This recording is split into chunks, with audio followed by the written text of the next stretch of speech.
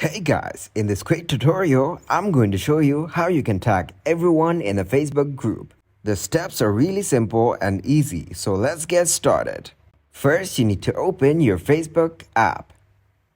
After that, tap on Menu on the top right corner.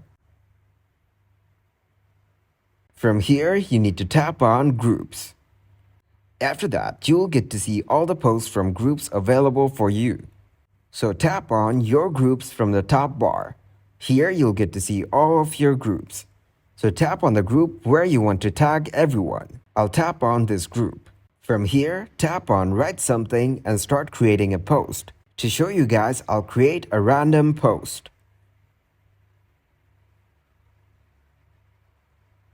Once you're done creating your post, tap on Post on the top right. And now, if you scroll down, you'll get to see that your post has been posted on the group. Now tap on Comments and type in @. And after that, select @everyone at the top. Now just tap on Send. This way, everyone will get a notification about your comment. So that is how you tag everyone in a Facebook group.